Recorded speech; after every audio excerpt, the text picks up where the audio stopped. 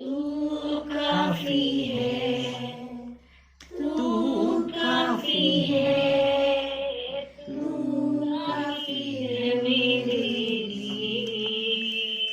ये जो वचन आपने हमारे लिए रखा है यीशु, उसको यीशु के नाम से ब्लेस करती हूँ। Yes, और देखिए वो हमारे लाइफ की हर एक क्वेश्चंस जो हम लेके बैठे हुए हैं यीशु मसीह, आज उसका जवाब हमें उस वचन के द्वारा मिलने पाए प्रभु, ताकि हमारी डिलीवरेंस में यीशु मसीह, हमारे हीलिंग में मेरे परमेश्वर, हमारे ब्रेक थ्रू में माँ आपको मिलने वाली हो सके। प्रभु आपका धन्यवाद। इस प्रार्थना को यीशु मसीह नासरी के नाम से मांगते हैं, आमीन। आमेन आमेन आमेन। सबको जय मसीह की। आप लोगों में से कितने खुश हैं? क्योंकि आज का दिन यहोवा ने बनाया और हम इसमें आनंदित हैं। हालेलुया। अभी जो मैं टेस्टिमनीज ये जो सुन रहे थे, और जब परमेश्वर हमारे जीवन में कुछ करता है तो हम अपनी गवाहियां देते हैं। और जब हम गवाहियां देते हैं किस इसलिए जिससे परमेश्वर के नाम को महिमा मिले। हालेलुया।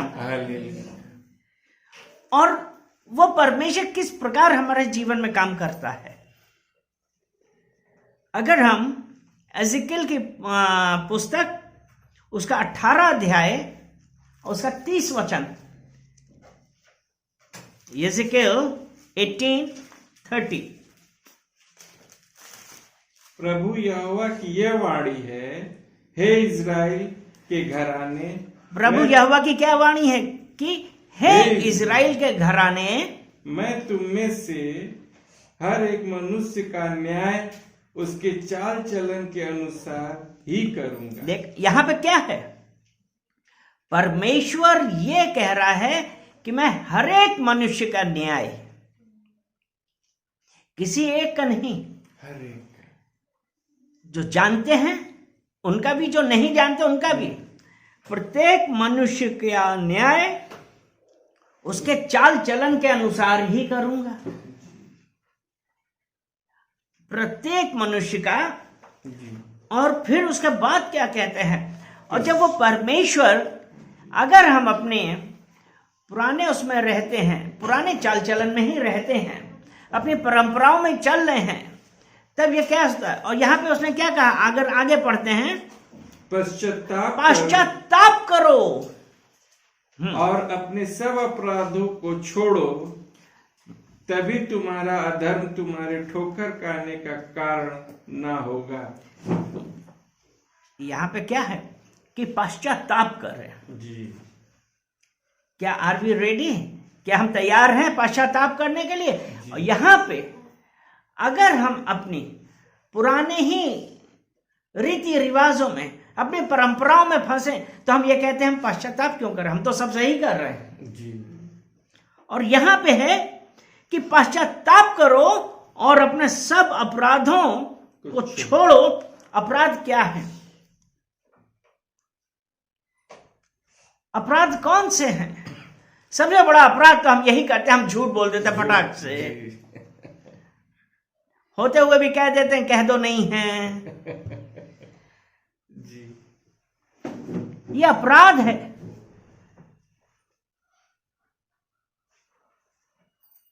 ये मुंह से कहना, हमारा बिहेवियर, हमारा चाल चलन, वो सब हमको देखना कि वो किस दिशा में हमको लेके जा रहे हैं। क्या वो हमको परमेश्वर के करीब ला रहे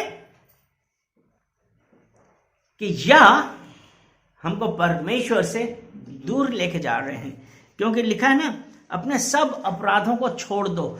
और अगर आपको अपराधों की लिस्ट देखनी है तो वो अपराधों की लिस्ट आपको मिलेगी, कहां पे मिलेगी? कोई जना बताता है? कुलीसियों की पत्री उसका 3 अध्याय और उसका 5 से लेके हम 9 तक पढ़ लें। कुलीसियों 3 उसका 5 से 9, ये सब अपराध हैं। गाली गलौज, क्रोध, बुराइयां, रोष, बैर भाव, निंदा, मुंह से गलत बातें बोलना, मुंह से गालियां बकना, ये सब अपराध हैं। और परमेश्वर का वचन सीधा सीधा ये कहता है कि अपने अपराध को छोड़ो, तभी तुम्हारा अधर्म तुम्हारे ठोकर खाने का कारण ना होगा। हम एक तरफ तो ये, हम सब लोग यही चाहते हैं कि हमारा परमेश्वर के साथ एक क्लोज रिलेशन रहे, लेकिन हम क्या कर रहे हैं?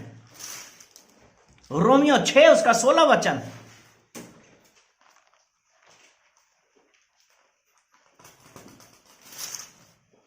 क्या तुम नहीं जानते कि जिस आज्ञा मानने के लिए तुम अपने आप को दासों के समान सौंप देते हो, उसके दास हो।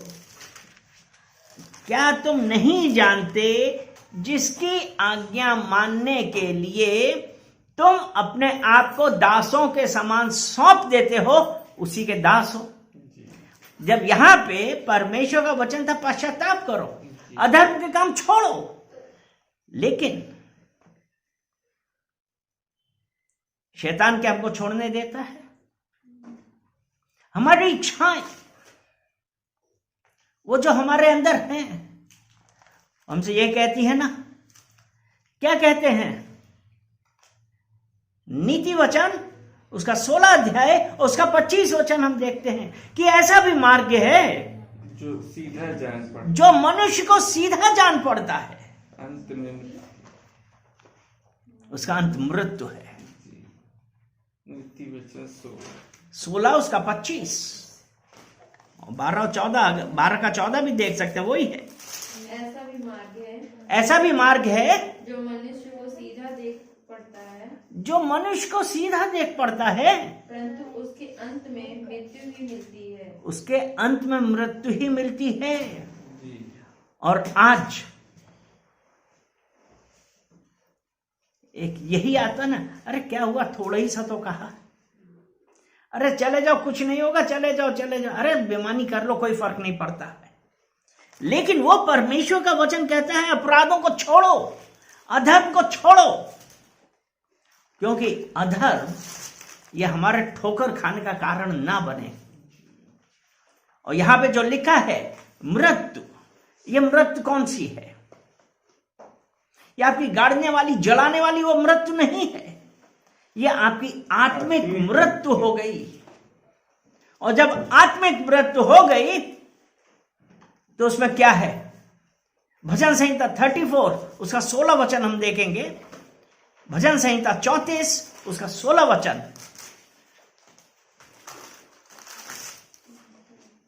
यहोवा बुराई करने वालों के लिए, यहोवा बुराई करने वालों के विमुख रहता है, ताकि उनका स्मरण पृथ्वी पर से मिटा डाले। वो जो आत्मिक मृत्यु हो गई, अब यहां पे क्या है कि यहोवा बुराई करने वालों के विमुख रहता है, ताकि उनका स्मरण पृथ्वी पर से मिटा डाले। डिसाइड करिए, आज हमारे लिए है कि हमको ये डिसाइड करना है कि हम अभी भी अपने उन्हीं पापों में रहेंगे, कि यह हम अपने आप को अलग करेंगे, या हम पश्चाताप करेंगे। शैतान यही डालता है आपके और हमारे दिमाग में, अरे तुमने तो कुछ गलत नहीं किया, या इसमें क्या गलत है, क्या गलत है। तो मेरे प्रियो, शैतान हमको किस प्रकार भरमाता है। आज हम में से बहुत से लोग अंधे हो जाते हैं, और वो शैतान जिसने क्या किया, उसने तो यीशु मसीह तक को धोखा दिया। यीशु मसीह जो स्वयं परमेश्वर का पुत्र जब 40 दिन और 40 रात उपवास के बाद जब वो आए पर्वत, ये मत्ती 4 में हम देखेंगे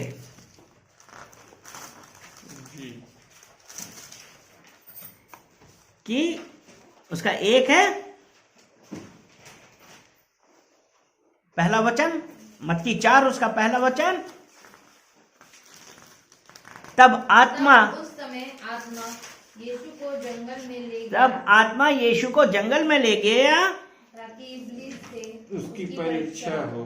ताकि इब्लिस से मतलब शैतान से जी। उसकी परीक्षा हो। वो 40 यानी दिन कि और 40 रात। यहाँ पे एक चीज ये है, जी। हाँ अच्छा, और दूसरा अगला वचन, वह 40 दिन और 40 रात निराहार रहा, तब उसे भूख लगी। यानी कि वो 40 दिन 40 रात उपवास किया, निराहार मतलब पानी खाना कुछ नहीं। कुछ नहीं। और जब हम उपवास करते हैं तब हम स्पिरिचुअली वीक भी हो जाते हैं कई बार। और यहां पे शैतान ने उसको क्या किया, उसकी परीक्षा, वो कहां, जंगल में, वहां पे ले गए कि शैतान उनकी परीक्षा कर सके। और उपवास के बाद भूख तो लगती ही, जी जी। उस वक्त जो सामने दिखे खा लो। और यहां पे परखने वाले ने, जी। अर्थात उस शैतान ने पास आकर कहा, यदि तू परमेश्वर का पुत्र है तो कह दे ये पत्थर रोटियां बन जाएं। आपका जो सबसे कमजोर पॉइंट है, उस कमजोर पॉइंट पे शैतान हिट कर रहा है। सामने कुछ नहीं देखा, वो पत्थर, और शैतान कहता है यदि तू परमेश्वर का पुत्र है इन पत्थरों को कहो कि रोटियां बन जाएं। यीशु ने क्या कहा, लिखा है। यहां मैं एक चीज आपको बतलाना चाहता हूं कि यीशु मसीह ने कहा लिखा है, अर्थात हम लोगों को यह पता होना चाहिए कहां पे लिखा है और क्या लिखा है। यहां से यहीं पे, इसको एक मिनट यहीं पर रोकते हैं। यहोशू 1 उसका 8 में आते हैं। यहोशू की पुस्तक उसका पहला अध्याय उसका 8वां वचन, यहोशू चैप्टर 1 वर्स 8। व्यवस्था की यह पुस्तक, व्यवस्था की यह पुस्तक तेरे चित्त से कभी ना उतरने पाए। किसके चित्त से? बोलिए मेरे चित्त से। मेरे चित्त से कभी ना उतरने पाए। उसी में दिन रात ध्यान दिए उसी में दिन रात ध्यान दिए रहना, इसलिए कि जो कुछ उसमें लिखा है। किसमें? कौन सी है व्यवस्था की पुस्तक? यहां पे तो यह कहा कि व्यवस्था की पुस्तक, व्यवस्था की यह पुस्तक तेरे चित्त से कभी उतरने ना पाए, दिन रात इसमें ध्यान दिए रहना। वो व्यवस्था की पुस्तक कौन सी? यही व्यवस्था की पुस्तक तेरे चित्त से कभी उतरने ना पाए, दिन रात इसमें ध्यान रहो, क्योंकि इसमें जो कुछ लिखा है, इसमें क्या लिखा है?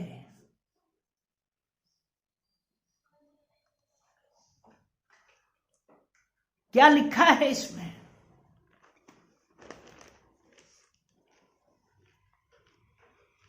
क्योंकि जो कुछ इसमें लिखा है उसके अनुसार करने की तू चौकसी करे तो, क्योंकि ऐसा ही करने से तेरे सब काम सफल होंगे। हाँ, और तू प्रभावशाली होगा। और इसमें क्या लिखा है?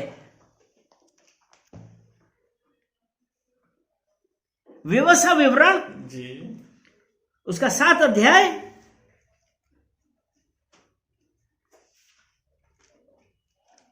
उसका 13 वचन,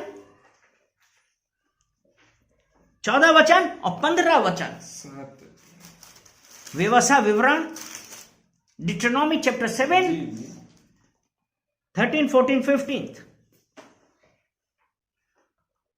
और वह तुझसे प्रेम रखेगा और वो तुझसे प्रेम रखेगा और तुझे आशीष देगा। आशीष देगा। परमेश्वर प्रेम रखेगा और परमेश्वर आशीष देगा और गिनती में बढ़ाएगा। हो गिनती में बढ़ाएगा। गिनती में बढ़ाने का क्या है? आपको फलवंत बनाएगा, बच्चे देगा, आपकी फैमिली बढ़ाएगा। और जो देश उसने तेरे और जो पूर्वजों देश से शपथ उसने खाकर तेरे पूर्वजों से शपथ खाकर तुझे देने को कहा है। अब उसने हमारे पूर्वजों से शपथ कहां पे खाई थी?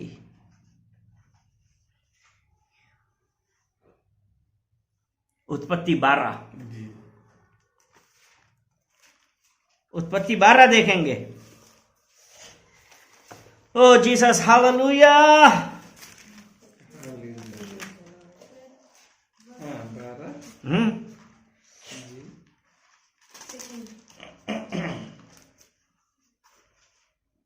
पहला वचन पढ़ो ना। यहोवा ने अब्राहम से कहा, अपने देश और अपने कुटुंबियों और अपने पिता के घर को छोड़कर उस देश में चला जा जो मैं तुझे दिखाऊंगा।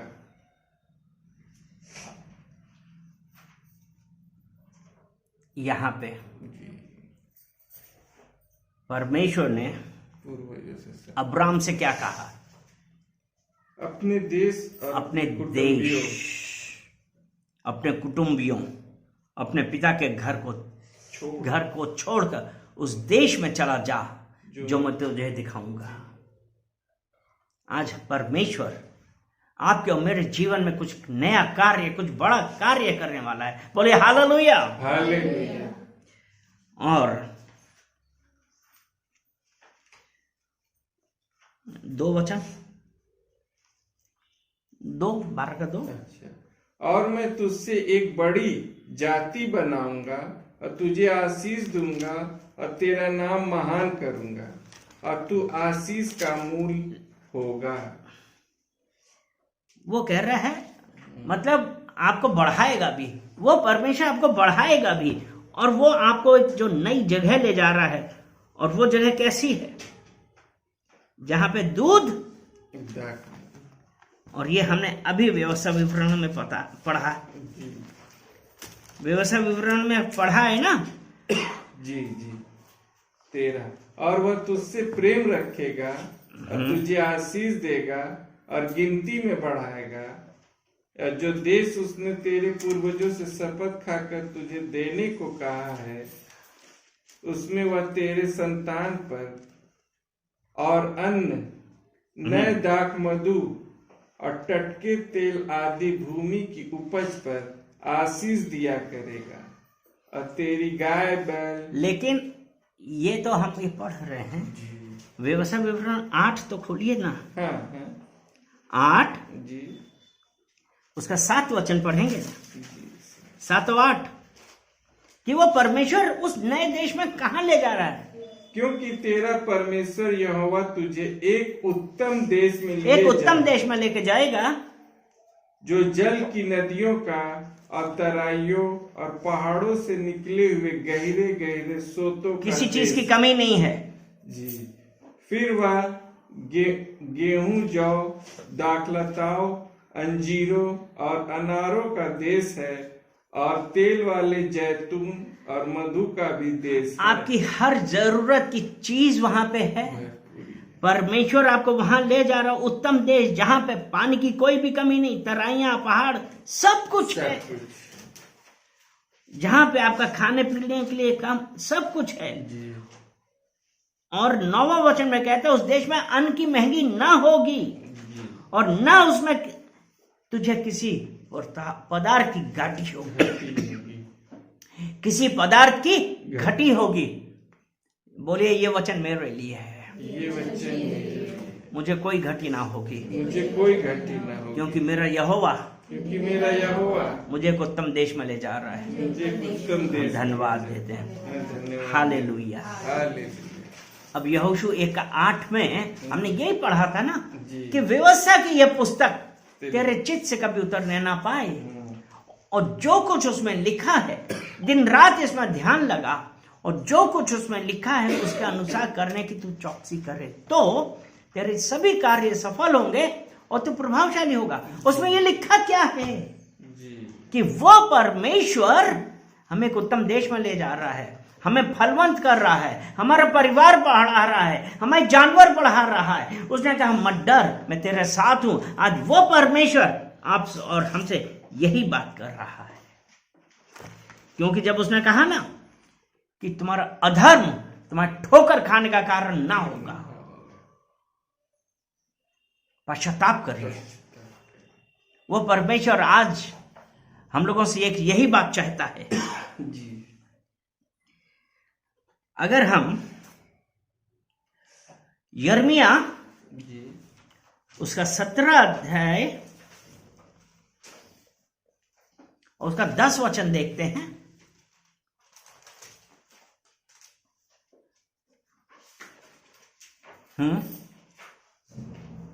मैं यहोवा मन की खोजता और हृदय को जांचता हूं, ताकि प्रत्येक जन को उसकी चाल चलन के अनुसार अर्थात उसके कामों का फल दूं।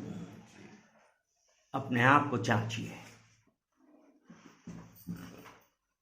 यहोवा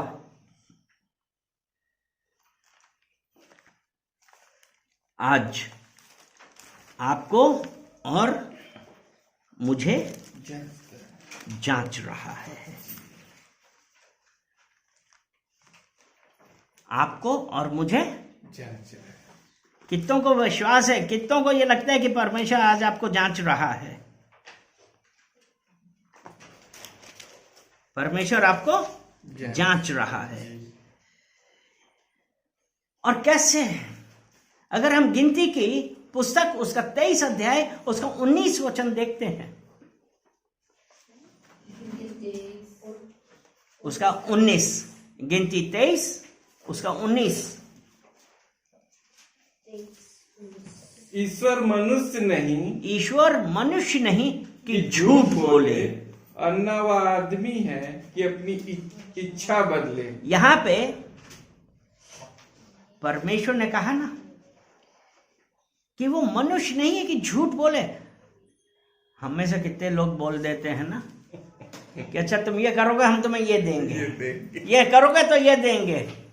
और फिर मैंने कब कहा था? अच्छा मैंने कहा था, देखेंगे। मुझे तो याद नहीं है। अरे सर आपने तो कहा था। अच्छा कहा होगा, हो सकता है झटके में निकल गया हो, लेकिन हमारी कोई ऐसी इच्छा नहीं है।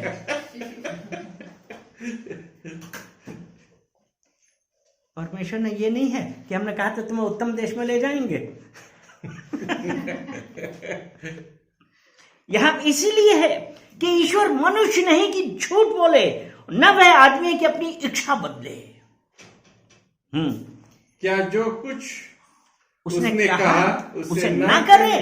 क्या वह वचन देकर उसे पूरा ना करे? वो ये परमेश्वर ने आपको वचन दिया है कि वो आपको किसी बात की घटी नहीं होने देगा।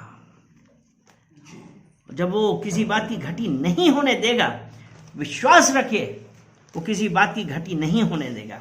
लेकिन सबसे बड़ी बात यह है, क्या हमने अपने चाल चलन को जांचा है? क्या हम उस परमेश्वर के भय में चल रहे हैं? कि हम आज भी उन संसार की रीतियों के अनुसार, उन परंपराओं में आज भी हम फांसे पड़े? कि हम उस परमेश्वर से कुछ पाने की जगह हम मनुष्य के आगे हाथ बढ़ाने लगे?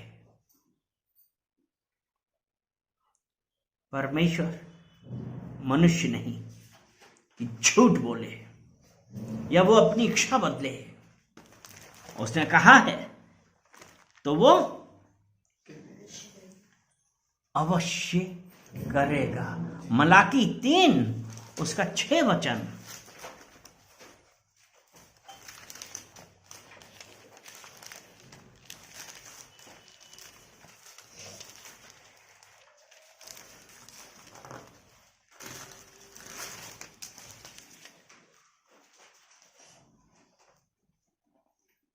क्योंकि मैं यहोवा बदलता नहीं, क्योंकि मैं यहोवा बदलता नहीं।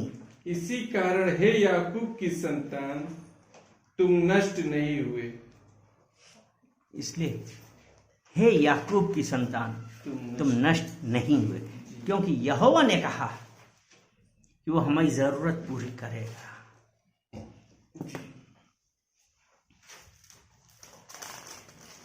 क्योंकि यहोवा मन को जांचता। ये पहला इतिहास 28 में है, उसका 9 वचन, उसका सेकंड बी पार्ट है। क्योंकि यहोवा मन को जांचता और विचार में जो कुछ उत्पन्न होता है उसे समझता है। हमने अभी यिर्मयाह 17 के 10 में पढ़ा था ना, मन को और हृदय दोनों को वो जांचता है। और यहां पे है यहोवा मन को जांचता और विचार में जो कुछ उत्पन्न होता है उसे समझता है। यदि तू उसकी खोज में रहे वह तुझको मिलेगा, परंतु यदि तू उसको त्याग दे तो वह सदा के लिए तुझे छोड़ देगा। दूसरा इतिहास नहीं, पहला इतिहास 28:9 का बी पार्ट। 9 के बी पार्ट। मन को जांचता, विचार में जो कुछ भी है समझता है। क्योंकि यहोवा मन को जांचता और विचार में जो कुछ उत्पन्न होता है उसे समझता है। मन में जो कुछ भी उत्पन्न होता है, हमारे दिमाग में क्या होता है? इंग्लिश में लिखा है, Lord searches every heart and understands every motive. Lord searches every heart and understands every motive. आपका उद्देश्य क्या है? वो मोटिव को जानता, आपका उद्देश्य क्या है? एक तरफ तो आप बोलते हमने ये किया वो किया, लेकिन आप दुनिया को खुश कर सकते हैं। लेकिन यहां परमेश्वर का वचन क्या कहता है? यहोवा मन को जांचता और विचार में जो कुछ उत्पन्न होता है उसे समझता है।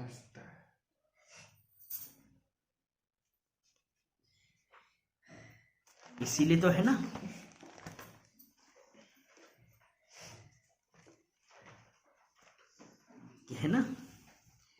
कि उसके चाल चलन के अनुसार ही उसका हर एक मनुष्य का न्याय उसके चाल चलन के अनुसार ही करेगा।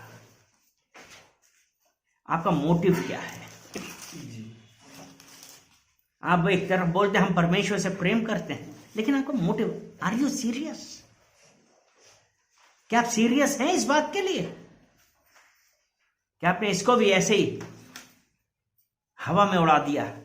परमेश्वर ठट्ठों में नहीं उड़ाया जाता है। परमेश्वर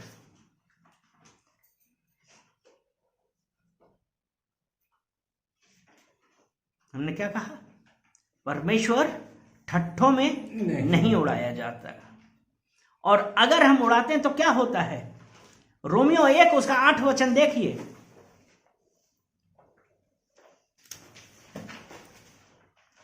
रोमन्स 1 उसका 18 वचन, हमने क्या 8 कहा था? 18।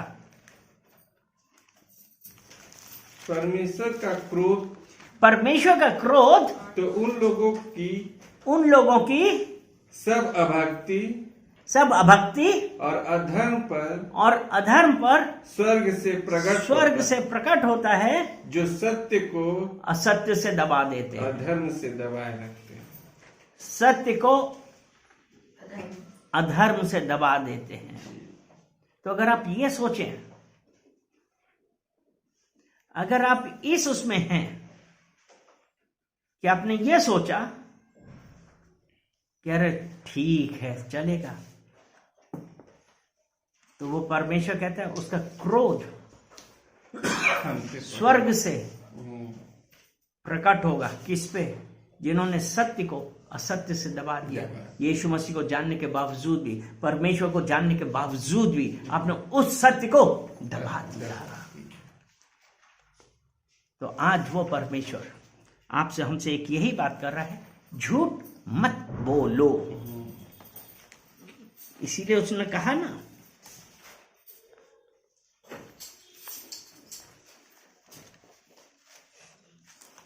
इसीलिए वो परमेश्वर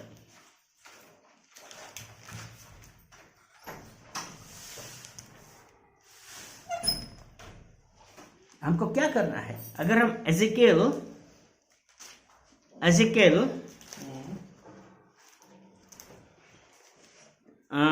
33 उसका 13 जो अभी हमने पढ़ा ना, जो सत्य को असत्य से दबा देता है, एजिकेल 33 उसका 13 वचन,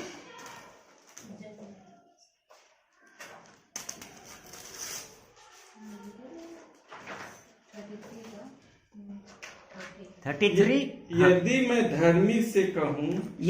धर्मी से कहूं कि तू निश्चय जीवित रहेगा, और वो अपने धर्म पर भरोसा करके कुटिल काम करने लगे, सत्य को असत्य से, सत्य को अधर्म से। अभी जो हमने अभी पढ़ा था रोमियो 1:18 कि परमेश्वर का क्रोध स्वर्ग से उन लोगों पर प्रकट होता है जो सत्य को अधर्म से दबा देते हैं। और यहाँ पे यही है कि धर्मी से कहूं तू निश्चय जीवित रहेगा। और उसने क्या किया, अपने धर्म पे भरोसा, अरे हमारा क्या, हम तब स्वर्ग में जाएंगे। वो कुटिल काम करने लगे, कुटिल काम करने लगे, तो उसके धर्म के कामों में से किसी का भी स्मरण ना किया जाएगा और वो उसमें फंसा ही हुआ मर जाएगा।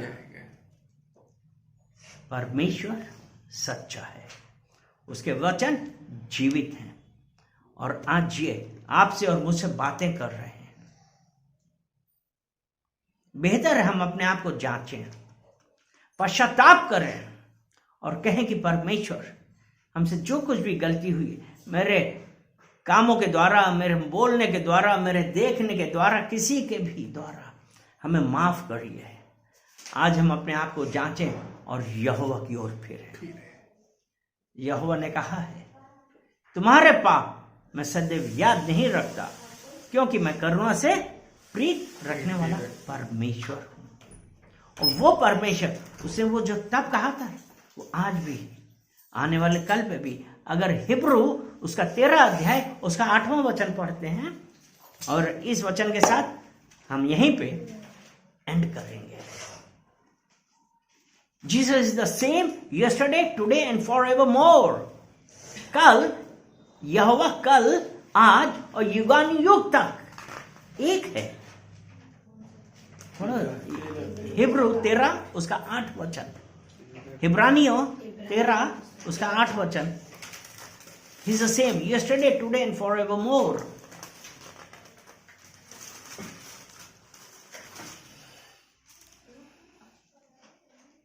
जो तुम्हारे अगुवे थे, यीशु मसीह कल और आज और युगानुयुग एक सा है। यीशु मसीह yesterday, today and forevermore एक है। उसने कहा है कि मैंने तुम्हें माफ किया, लेकिन अपने आप को बदलिए, पश्चाताप करिए, माफ करेगा। हालेलुया, धन्यवाद करते हैं और कहते हैं परमेश्वर धन्यवाद धन्यवाद धन्यवाद इन सुंदर वचनों के लिए कि पिता परमेश्वर जो आज आपने अपने वचनों के द्वारा हम लोगों से बातें करी, उसके लिए हम आपका धन्यवाद देते हैं। पिता परमेश्वर हर प्रत्येक सुनने वाले, देखने वाले और उपस्थित प्रत्येक जन को पिता परमेश्वर मैं आपको कमिट करता हूं और कहते हैं कि पिता परमेश्वर आपकी मर्जी हम सबके जीवन में होने पाए। सारा आदर महिमा हम आपको देते हैं, यीशु मसीह के नाम से, आमेन आमेन आमेन।